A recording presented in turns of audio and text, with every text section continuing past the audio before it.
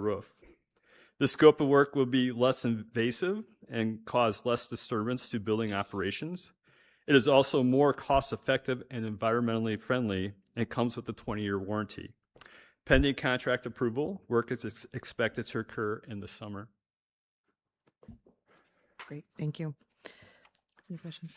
5.2, district-wide asphalt parking lot and trail maintenance. Contracts for the 2026 district-wide asphalt parking lot and trail maintenance project are expected to be presented to the Park Board for approval in April. The Trades Division oversees maintenance of all Park District parking lots and trails. As part of that maintenance program includes annual contracts for cutting and patching of deteriorated sections, crack filling, and seal coating, extending their life cycles before complete repaving is needed. Seal coating is done using either standard asphalt emulsion-based sealer or bio-based sealer.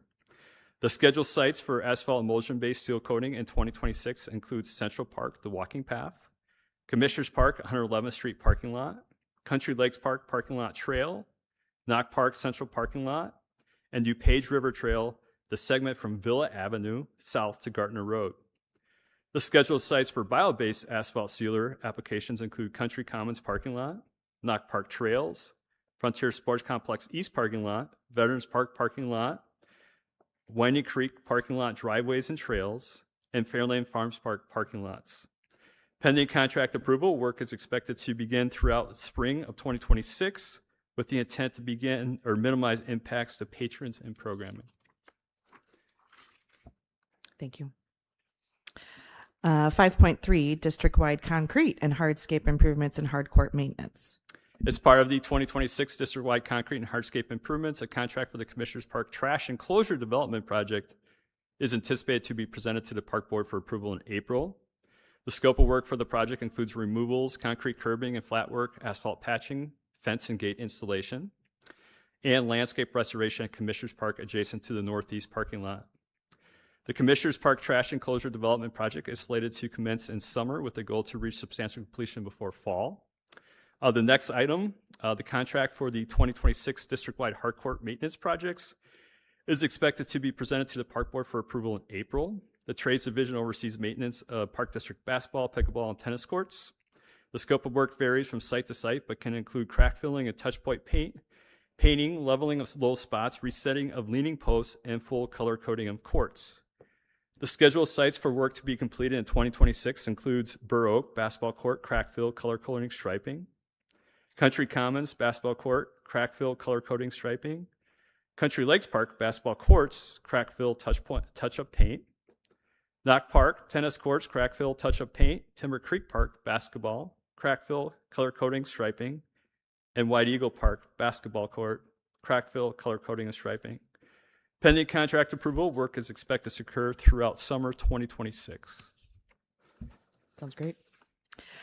Moving on to 5.4, Frontier Sports Complex Community Activity Center and Expansion Properties Professional Services. A contract for architectural and engineering professional services for the Frontier Sports Complex Community Activity Center is planned to be presented to the Park Board at an upcoming meeting we're planning for next month in April. Staff recommend awarding a contract for architectural and engineering professional services to move forward with the project. The professional services team will consist of architects, engineers, and other consultants as needed in order to effectively complete the scope of work. The team will provide design development, construction documentation and permitting services, bidding assistance, and project observation during construction. Based on the successful design and completion of the Fort Hill Activity Center development project, delivered under budget and in time for the August 2016 ribbon cutting event with Williams Architects as the prime consultant and project architect, as well as a Fort Hill Activity Center building expansion, which opened in 2019, and the preliminary conceptual design completed for the Frontier Sports Complex Community Activity Center completed last year. Staff recommend awarding the professional services contract for the Community Activity Center to Williams Architects as well. Staff plan to negotiate the fee and other terms and confirm that the contract total for the professional services is reasonable based on the Frontier Sports Complex Community Activity Center design and development scope of work. With respect to funding, before completing the process of issuing bonds, cash reserves will be temporarily used to fund project expenditures and land acquisition. To reimburse the district's cash reserves from bond proceeds, IRS regulations require the board to declare its official intent to do so through the passage of a reimbursement resolution. This resolution will be brought to the board for consideration at the April 9th meeting.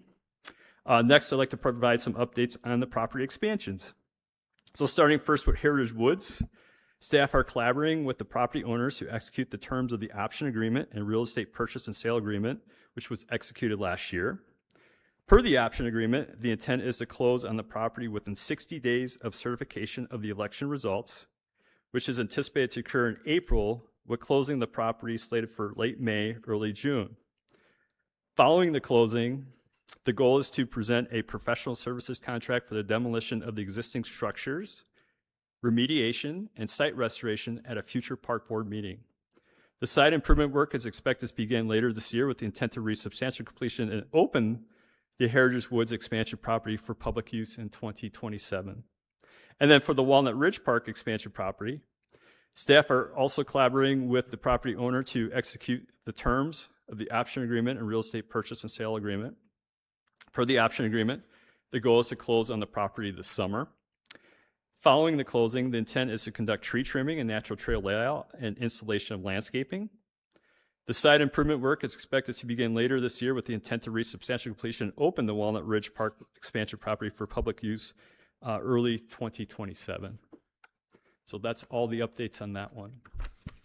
Those are all very exciting updates. Does anybody have any questions about any of that? Commissioners, Jax or Janner? Nothing from me, no. Okay. I just want to make sure. All right. Thank you.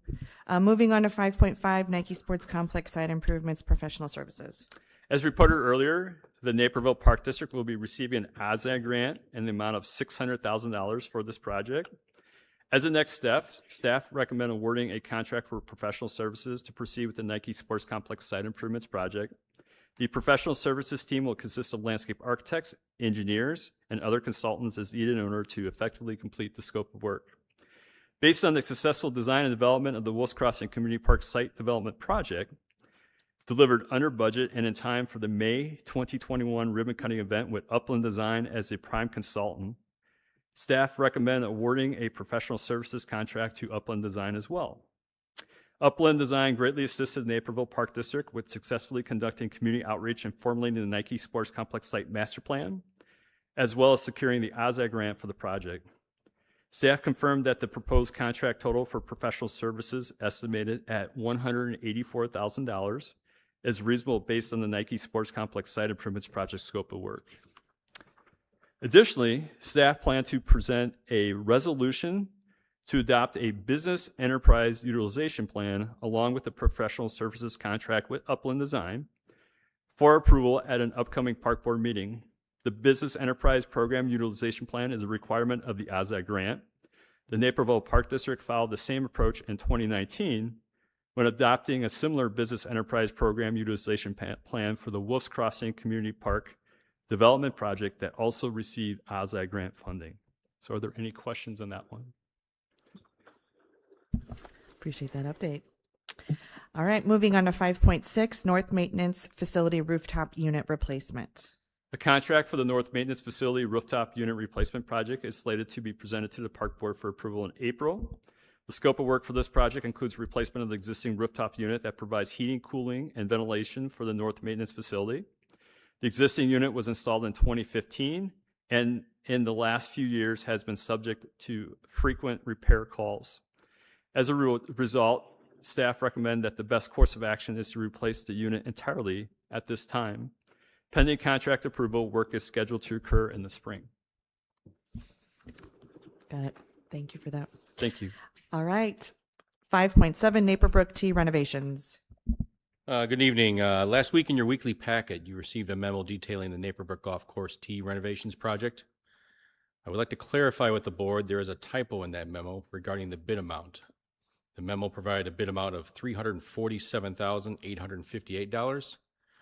The correct amount is $374,858. The 4 and 7 were transposed on the memo. Apologize for that mistake, but the change obviously adds an additional $27,000 to that bid amount. As that correct bid amount is over the $350,000 budget for this project. Staff are reviewing the bid with the contractor and the architect to determine through value engineering if a bid amount closer to the amount budgeted can be achieved. Updates on those changes after a staff review will be provided in a weekly packet memo with the goal of providing a contract for the board's consideration at a meeting in April. Appreciate that clarification. Any questions? If they don't, for some reason, do you rebid it out then? We would look at possibly rebidding it, but we're expecting that we'll be able to get closer to that budget amount.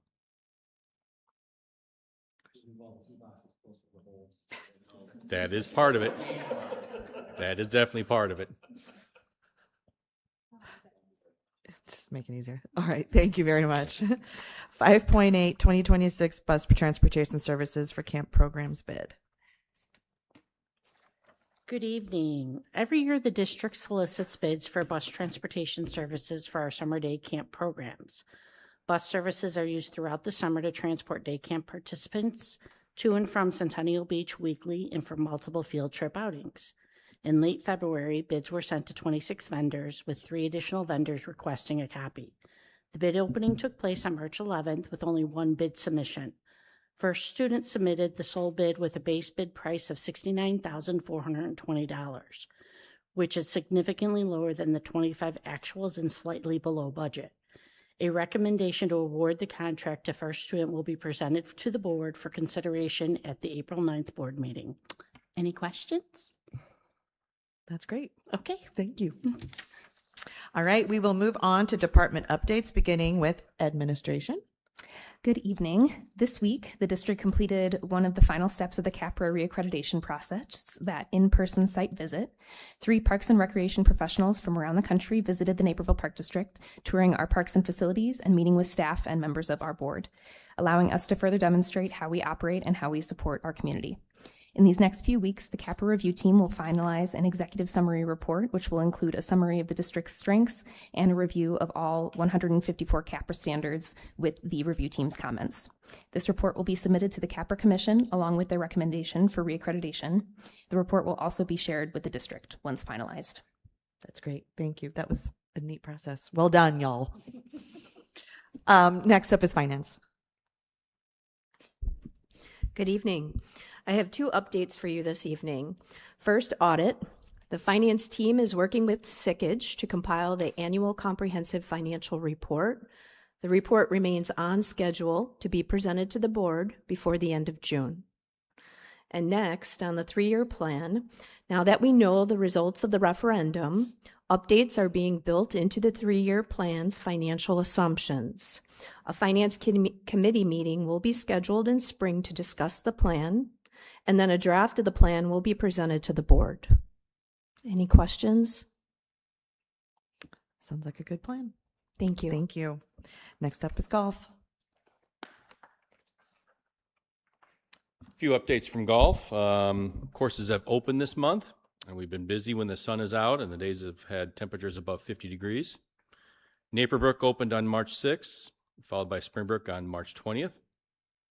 Overall this month, the temperatures on average have been higher than last year, and in the few weeks the golf courses have been open, we've seen a combined total of nearly 3,000 rounds, which is also higher than last year.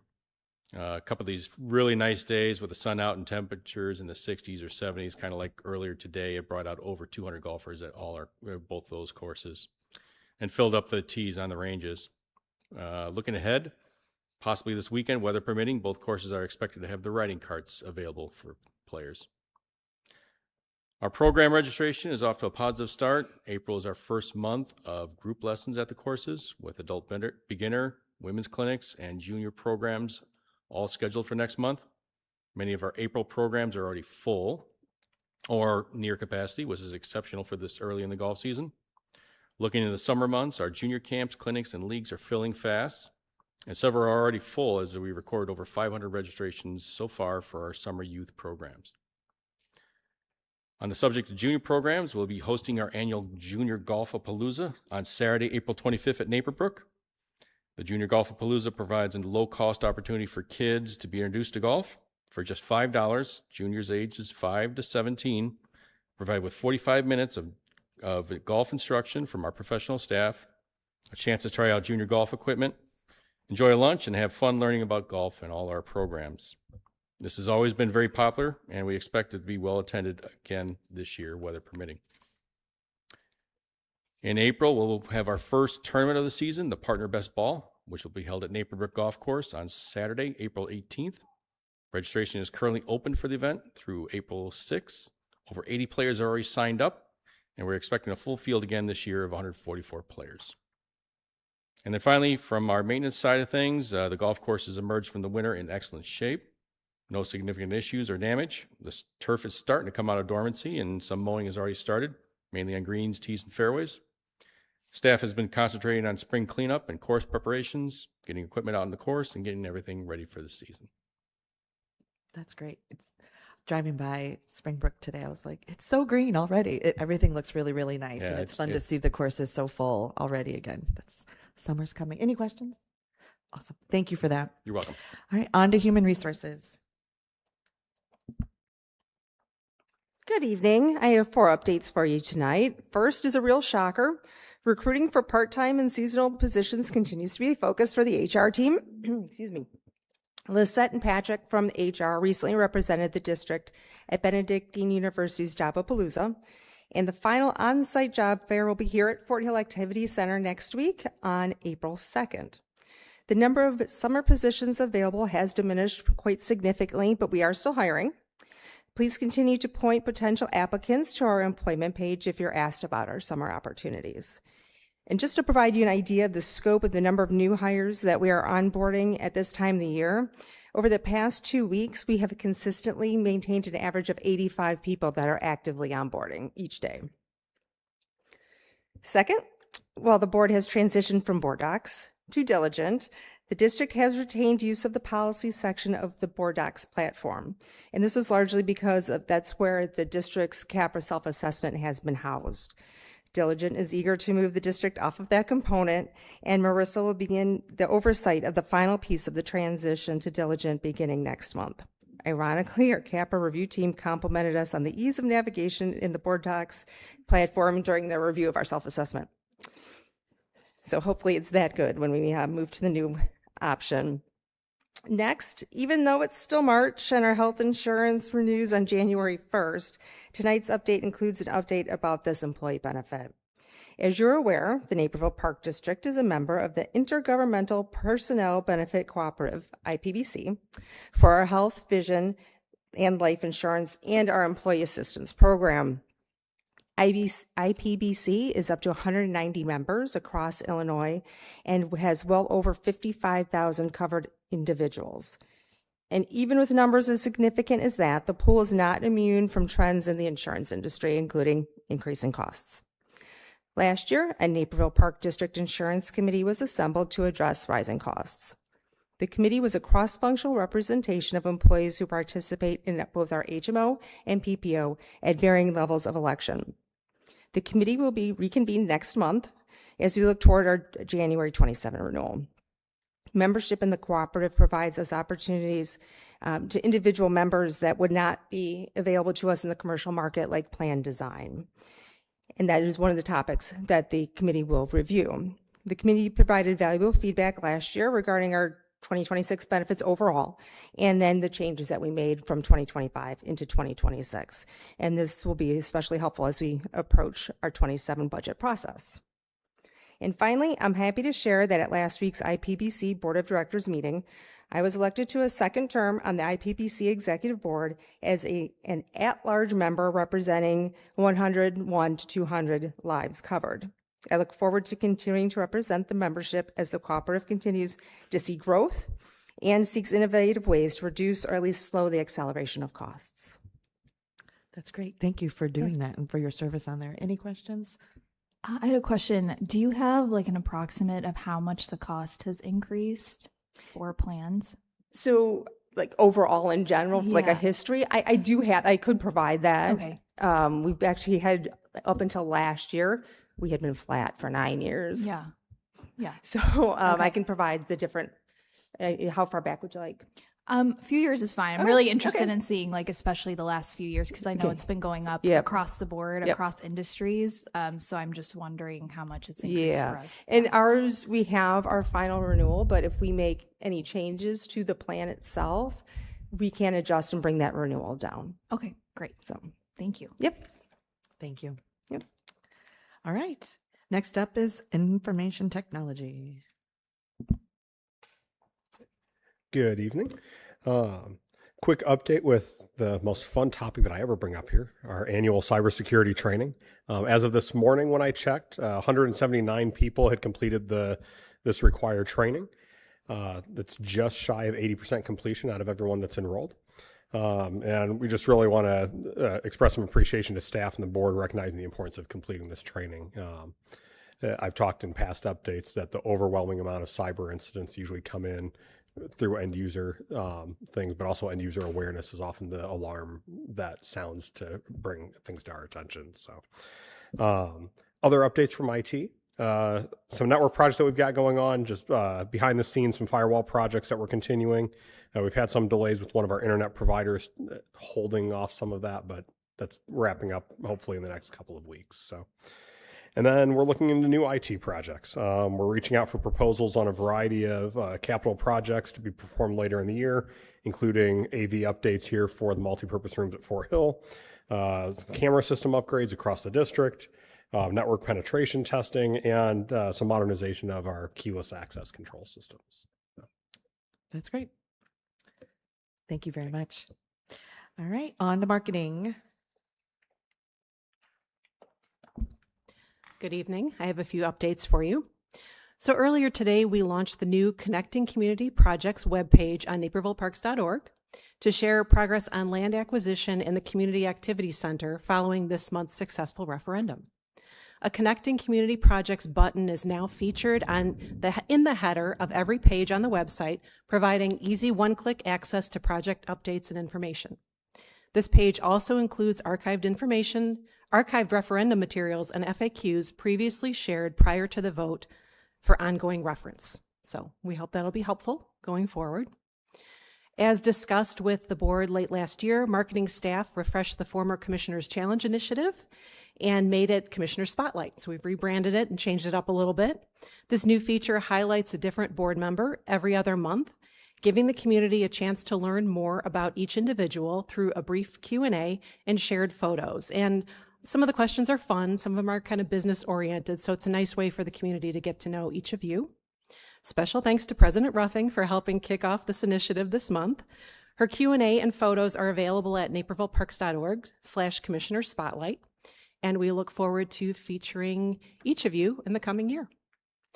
And then finally, as co-chair of the IPRA Conference Programs Committee, I'm happy to share that speaker proposals are now being accepted for the 2027 conference, which is hard to believe. We consistently have a strong group of staff who submit proposals and are selected to present, which is great. It always makes Naperville Park District stand out, and as we get to talk about our experiences. While proposals are due June 26th, early submissions allow our committee to get the educational tracks put together, and we're able to make sure that we've got a nice balance of topics going forward. So the earlier people can submit them, the better. And I'm already working with the broader committee. We've already had one meeting so far, and going to continue to meet throughout the year and get ready for the next conference. So it'll be my third year, and I'm really enjoying it. That's great. Thank you. And thanks to staff for the Commissioner Spotlight. It's cute. I think everyone's going to enjoy it. I think it's fun. Yeah, and the questions are going to be a little bit different too. It's not going to be the same for every person. So having a little fun with that. Yes. Thank you for all that work. Yep. All right. Next up is Park Police. Good evening. Park Police are ramping up shifts for the spring summer. We'll now have 2 officers working during the day and 3 officers working until 11 p.m. each night. At the height of the summer, we'll have upwards of 4 to 5, especially on Friday and Saturday nights. We are currently collaborating with the City Police to manage this weekend's No Kings March at Rotary Hill. We will also be present at the upcoming Vietnam Veterans Day ceremony at Veterans Park, the Great Easter Egg Hunt at Frontier Park, and the Festival of Colors coming to Rotary Hill. Lieutenant Jordan is slated to have 6 Park Service officers returning this summer, so we'll be looking to hire an additional 2 to 3. But that makes things so much easier when we have that many PSOs coming back, because they know the drill and they'll be able to train the newest ones. And lastly, I am collaborating with the city police to address the uptick in disruptive e-bike activity throughout the city that's been going on lately. So, Thank you for those updates and for keeping the community so safe. Appreciate it. All right, next up is parks. Good evening. Mid-March marks the transition from winter to spring park maintenance operations across the park system. Last week provided a great illustration of the shift, beginning with the snow-covered grounds and all the snow plowing and shoveling we ended up doing, and then ended with temperatures in the mid-70s just a few days later. Since my last departmental update, crews have made significant progress in wrapping up winter activities and preparing for spring. The ice rinks have all been removed, sled hill fencing is in the process of being dismantled, and staff have begun transitioning seasonal equipment and materials between long-term storage and more accessible locations. Winter turf blankets used to rehabilitate thin or damaged turf areas have been removed and stored. These blankets help elevate soil temperatures, providing an early start to germination and growth. As a result, many of these areas have already received their first mowing of the season, mostly focused on our athletic fields. Staff continue to advance a variety of off-season and early spring initiatives, including invasive species removal, winter pruning, and mulch applications at multiple sites already. Prescribed burn season is also underway, with crews from each division completing birds within their respective regions as conditions have allowed. Installation and placement of windscreens, nets, and goals is ongoing. Athletic field crews are actively striping and preparing baseball, softball, lacrosse, and cricket fields for the upcoming season, while also working to improve field conditions following the snow melt. And earlier this week, staff began pumping down the water at Centennial Beach in conjunction with the cleaning of the interior walls. A crew of 10 staff members will be working over the course of the full week before advancing on to subsequent stages of the preseason preparation process. At Knock Knolls, 6 new disc golf baskets were opened as part of a course reconfiguration. Additional improvements, including new tee pads, are planned in the coming weeks once the surrounding turf is established. These updates were implemented to reroute play away from areas prone to flooding and persistent wet conditions, while enhancing overall course playability based on user feedback. And that's your summary from Parks. Thank you for that. Any questions? Great. Thank you. Next up is planning and development. I have one item for the board this evening. It's in regards to Tower Court Residences development and land cash donation. Tower Court proposes to develop approximately 4 acres located in the southeast corner at Illinois Route 59 and 103rd Street as a mixed-use residential development to be known as the Tower Court Residences. The future development will be approximately 71 units and will provide affordable housing for seniors and individuals with intellectual disabilities and or developmental disabilities. Per the City of Naperville's land cash donation ordinance, reductions are provided for development with age-restricted and supported living units. Park District staff and the developer reviewed reductions as identified in the city code. The estimated contribution to the Park District is estimated at $140,000. The development team is currently reviewing the agreements with its respective legal counsels. Following incorporation of final edits, Park District staff plan to present an agreement similar to the agreements executed earlier for the Napier Commons, Polo Club Park, and Fairlane Farms Park developments for approval at a future meeting. Great. Thank you. All right. And lastly, recreation. Hello again. The Fort Hill Activity Center continues to experience record participation and facility use. As of March 1st, fitness memberships at the facility exceed 9,600. In the first 2 months, the fitness center had a little over 43,000 visits, a 2% increase over the same time frame in 2025. The track had over 26,000 visits, a 3% increase, and group exercise classes had over 18,900 participants, a 7% increase over the same time frame in 2025. In partnership with Advocate Health, Fort Hill hosted a wellness seminar on March 11th as part of our wellness series. The topic was colon cancer care and options, with 28 in attendance. Our next wellness seminar will be held on April 8th, discussing all things veins and venous disease. Pre-registration is required. Day camp. All spring break science and technology and art camps are running next week. Summer day camp staff hiring is in its final stages, with over 100 staff set to work at the full day camps in the summer. Registration is underway for the new Good Times Day Camp program, which gives families an option for indoor space in the full day setting. This camp will be taking place at Ranch View Elementary School. Athletics. The winter session of Naperville Youth Basketball concluded on March 22nd. For the third consecutive season, we finished with over 1,700 participants. The girls' softball, t-ball, and coach pitch registration began on March 10th. Girls' softball is holding steady on participation from the previous season, with the coaches meeting set for April 7th. Coach pitch boys and girls look to be increasing. Programs start in May. The 50th year of Naperville soccer kicked off this week, with practices starting Monday. NYS is currently at 2,796 participants, which is a 3.5% increase over spring of 2025. The Premier League is currently at 127, a 1.6% increase over spring of 2025. In the NYS League, we have seen the largest decline in the 4th through 8th grade registrations. And in the Premier League, we had to combine the 7th and 8th grade teams with the 6th grade teams due to enrollment. Kindergarten and first grades continue to bring in strong numbers, offsetting the decline in older grades. Garden plots and nature center programs. Garden plot registration is continuing. We currently have 58 plots available. Free Nature Discovery Days will begin Saturday, March 28th at the Knock Knolls Nature Center. This free drop-in program is for ages 4 to 10 during operational hours through Friday, April 3rd. We had our first Great Gear Swap.